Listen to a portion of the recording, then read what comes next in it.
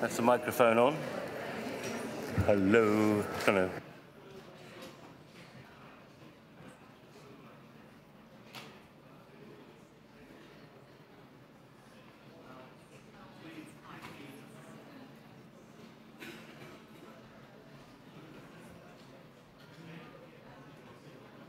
Yeah.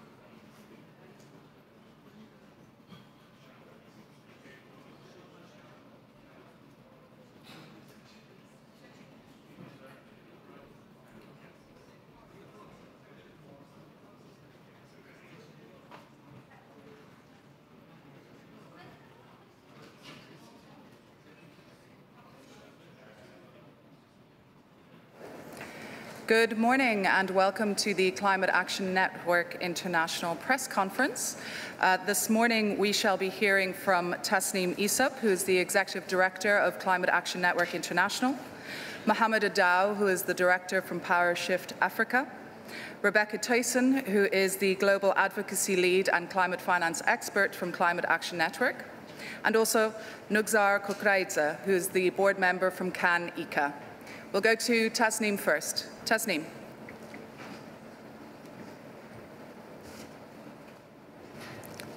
Hello, everybody.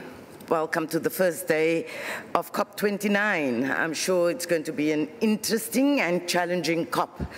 And certainly, we come into this COP knowing that this will be a COP all about the numbers. This is the finance COP. And so there are a few important numbers that we need to keep top of mind while we are here. Let's start. It is 404 days of a genocide in Gaza. There's been 30 days of a complete siege in northern Gaza. Over 43,000 dead in Gaza. 70% are women and children. Age 5 to 9 is the single biggest age category killed in Gaza. There have been over 3,000 killed in Lebanon since October. 85,000 tons of bombs and explosives dropped in Gaza since October last year. That is, as they say, 5 times higher than Hiroshima. There's been over $19 billion paid in military support by Western governments collectively to Israel from October last year. $2.24 trillion of military spending totally in the year 2023. We have over $7 billion spent on subsidizing fossil fuels per annum.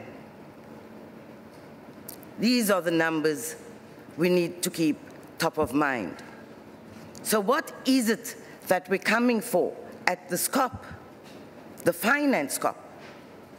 The global north owes the global south a climate debt. That climate debt is quantified. And what we are coming into this COP as CAN, together with the rest of civil society, is a demand for that climate debt to be owed and paid up. And we are asking for the down payment of a very large debt, but a down payment of 5 trillion per annum.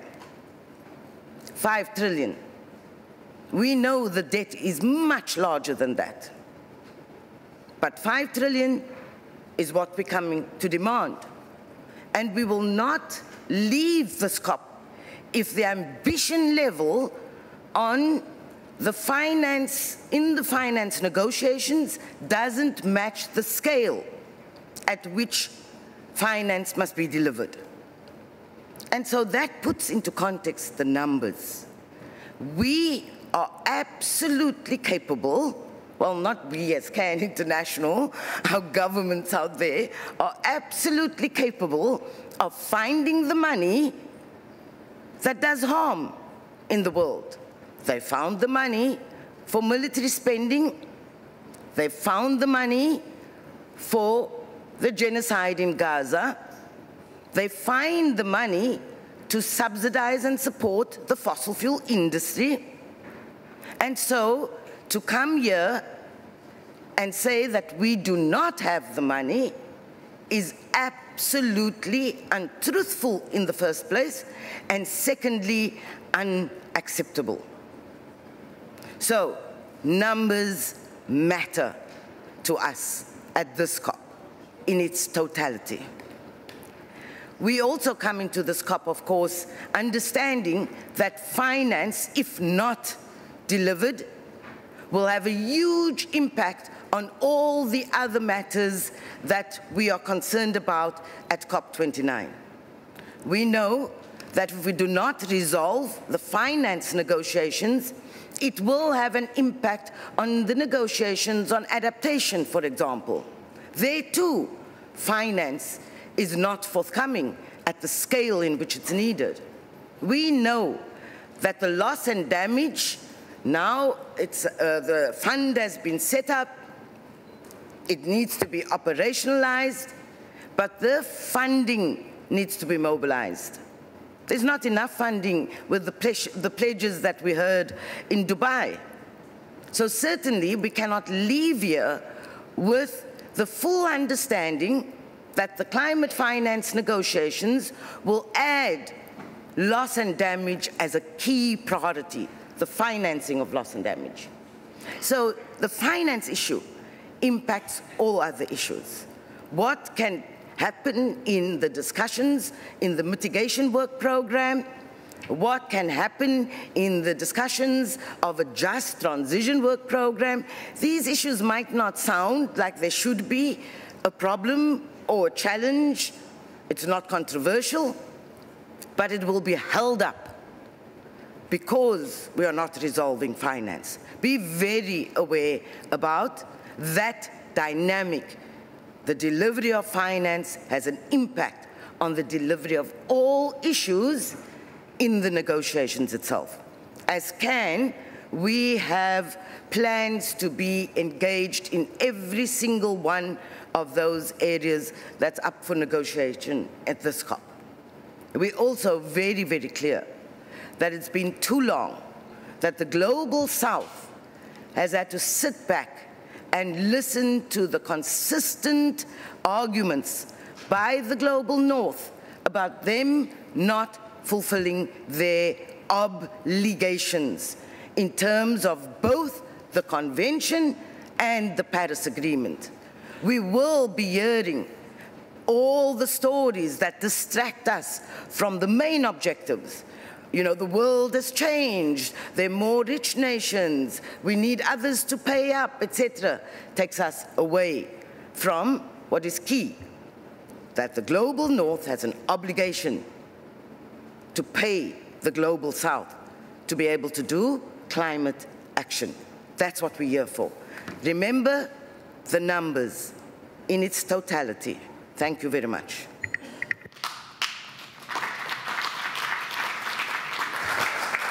Now we'll hear from Mohammed Adaw.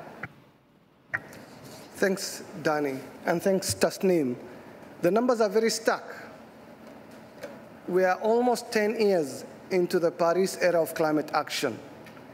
Despite the clear evidence of the spiraling crisis, the scale of the response to tackle climate change has been woefully inadequate.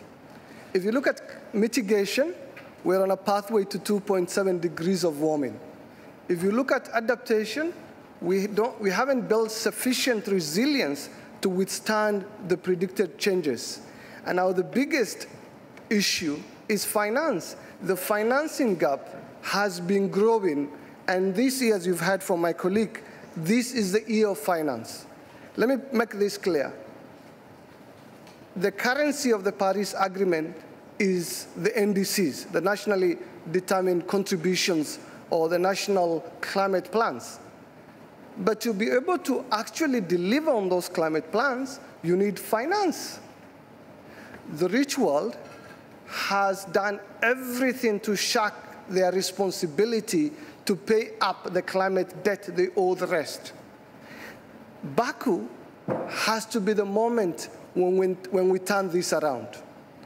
This COP has to decide the ways we're going to generate and deliver the much-needed climate finance that the rest of the world expects from the rich historic polluters.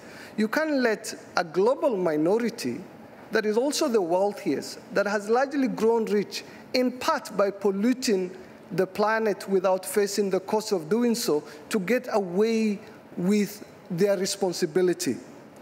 We're here, the world has changed, and so it did last week. But let's remember the last time Trump was here, everybody stuck in. We need more of the same. Actually, it's more important today for us to ensure global solidarity. Now, if you look at the scale of the crisis that we're facing, we can't let one man destroy our common planet. It would be irresponsible to let one man effectively sabotage the collective effort of the rest of the humanity in tackling the biggest geopolitical threat we face. We know the impacts are increasing across the world, and in my part of the world, we're now being ravaged by extreme weather events that exceed our coping mechanisms. Now, you can't let the most vulnerable and the least responsible bear the brunt of the changes without extending them solidarity. And that is what COP29 is about. This year is the year of finance. And this COP has the potential to decide the direction and the fate of the planet. But that can only come about if the rich historic polluters genuinely honor the promise they've made in 1992.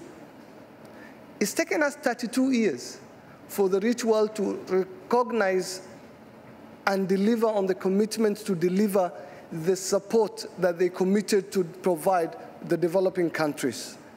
9 years after the Paris Agreement was signed in 2015, we're yet to decide and agree on a quantum of climate finance that meets the needs of the developing countries.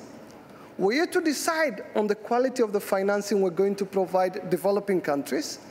And if you remember the 100 billion, a lot of that was actually repackaged aid and effectively auctioning developing countries to take on loans to contribute to solve a problem we didn't create in the first place. That is a scandal of the current climate finance that we have. And that is not something we can actually accept.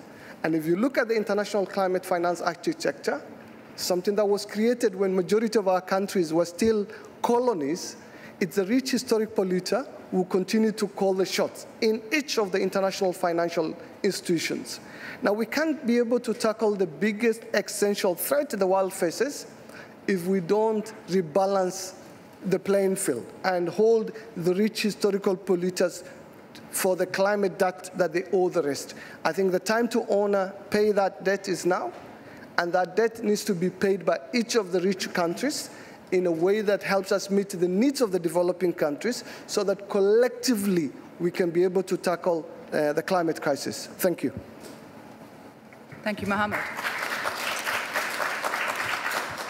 And now we'll hear from Rebecca Tyson about the climate finance goal. Thanks, Danny, and hi, everyone. So indeed, I will build on the comments my two fellow panelists did just before me, and I want to tell you a bit where we are now, what we've been hearing so far, and where we need to go. So as Mohammed was saying, it's been 15 years that we agreed on the 100 billion goal in Copenhagen, and 9 years that this agreement was anchored in the Paris Agreement. And it was also decided back then that we will need to replace that goal with a new goal, the well-known now NCQG acronym, by 2025. And it's actually really time that we do replace that goal. Why? Simply first because this 100 billion goal is meaningless, far from being enough to answer the needs of developing countries. It was a political agreement taken a very last minute of the last stretch of the negotiation, and it's not anchored in science nor reality. Why we need to replace it? Because it's a debt burdening goal that's actually made of 70% of loans, as Mohammed was alluding to. And when you look at the detail of the number, we're actually reporting those loans, when I say we, the OECD countries, at face value. So they're making the numbers look way bigger than they actually are in the reality. When you look at the grants component of those numbers, we are actually between 28 to 32 billion in 2022.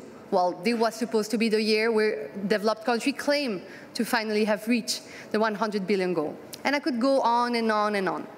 So good opportunity for us to actually course correct that very problematic situation we are in when it comes to climate finance and finally adopt a goal that's fitting for people and communities.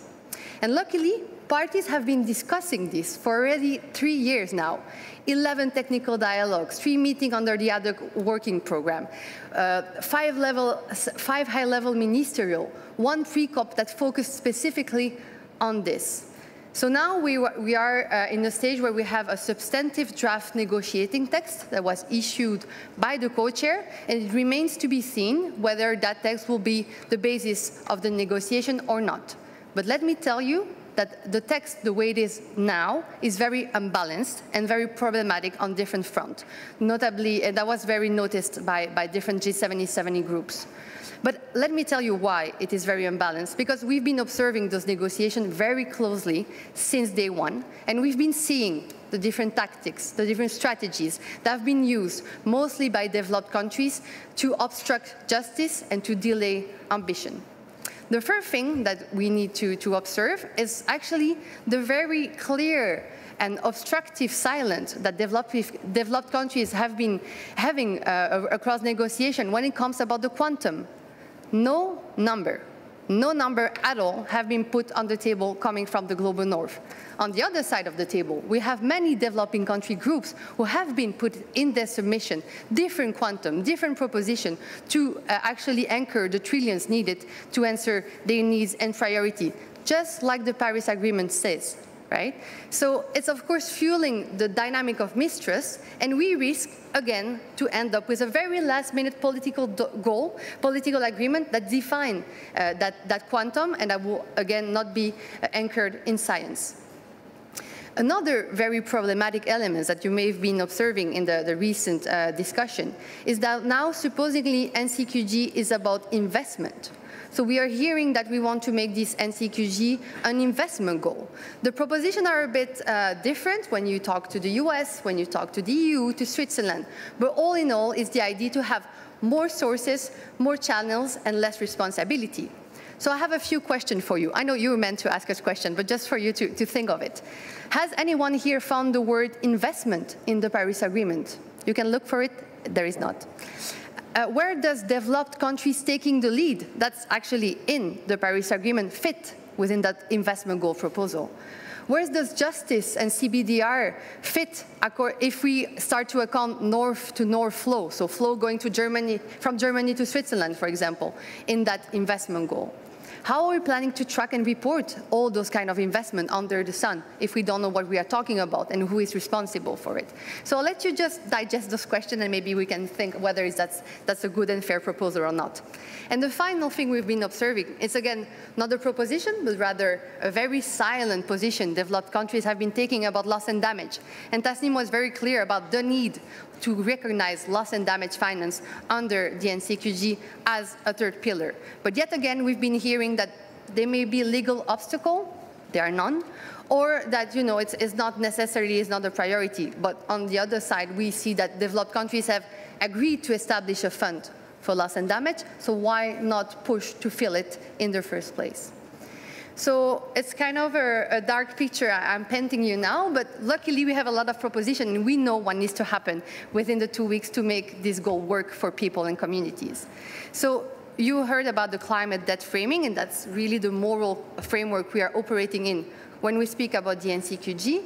But so the first thing that we need to be all clear on is the structure of this goal. And luckily enough, again, we have the Paris Agreement that gives us everything we need to set a clear and workable goal. So and as CAN, we focus specifically on the part that's about the public provision core. And when we say core, we speak about the core of a mango, not an apple, if you know what I mean. So a core that's substantive, that's meaningful, that is actually working also at the scale of the needs in the scale of minimum 1 trillion, covering mitigation, adaptation, and of course, loss and damage.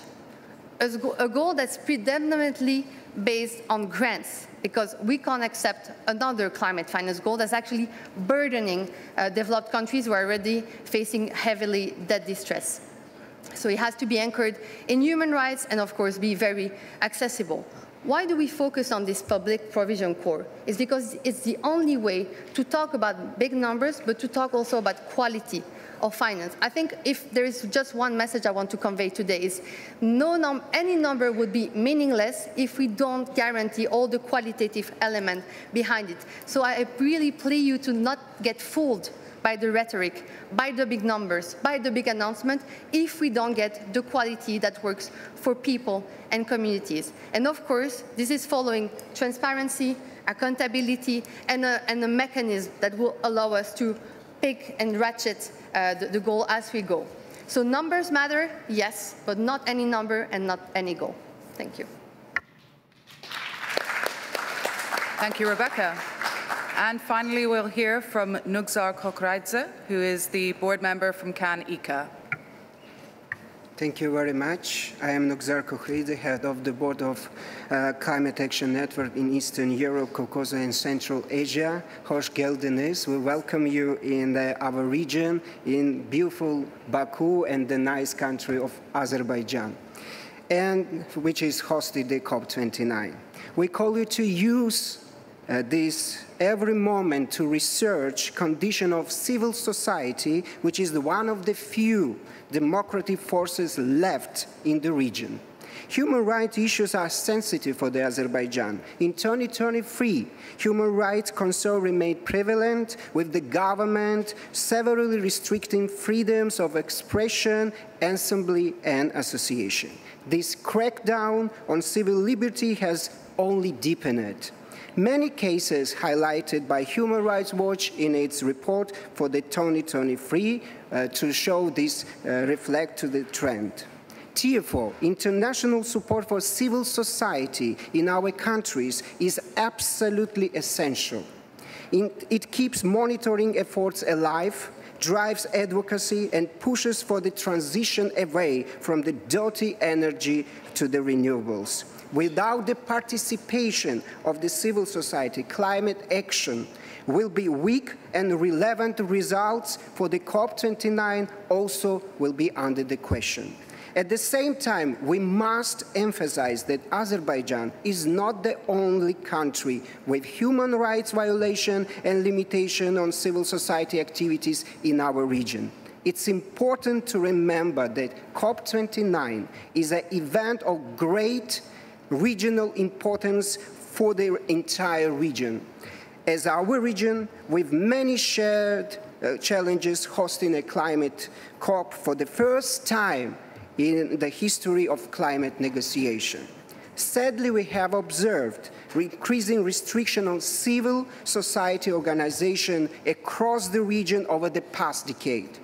Government rhetoric often labels NGOs as an anti-government or foreign agents, creating a hostile environment. Because of these, many activists had to leave the country because of the fear of the persecution. In terms of much needed phase-out fossil fuels in this region, having COP29 take place in Azerbaijan is an opportunity to bring about the change. 6 countries in the region are among the top 25 globally for the highest share of GDP spent on the fossil fuel subsidies, which Uzbekistan leading at 32%. This could allow redirecting public funds from the fossil fuels to renewables and ensuring vulnerable countries receiving grants, not loans, from the global north. And our demands are clear. Redirect public funds from the fossil fuels and nuclear energy to renewables, increase grant-based funding for the vulnerable countries, support democratic process in the countries. Democratic process and civil society must be baked to localize investment and increase credibility, ensuring that activists can continue their work safely even after COP29 concludes. We are continuing our life in this region. This collective approach is essential to counter the rise of authoritarianism and enable civil society to play its role in driving climate action. Activists across the region rely heavily on the international partnerships and the fundings. As Climate Action Network for the Eastern Europe, Caucasus, and Central Asia, we urge Western institutions, government, and donors to continue supporting civil society in our region, create flexible funding mechanisms, and ensure that NGOs and activists are not left to face authoritarian governments alone.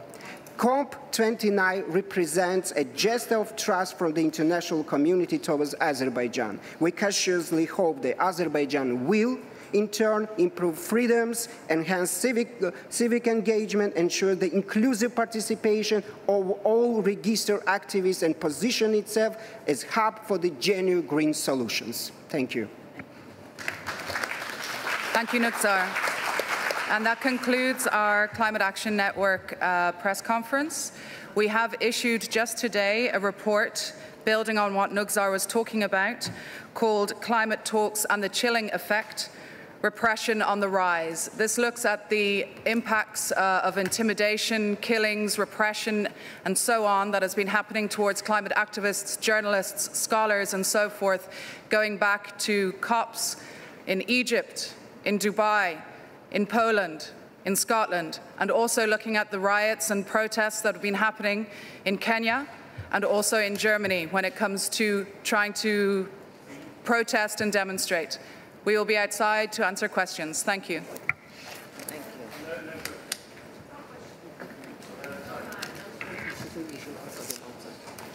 you. Yeah, I did.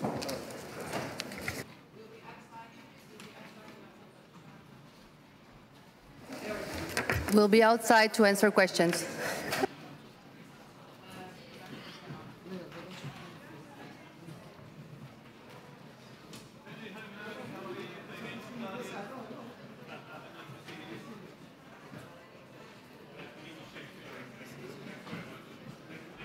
Thank you.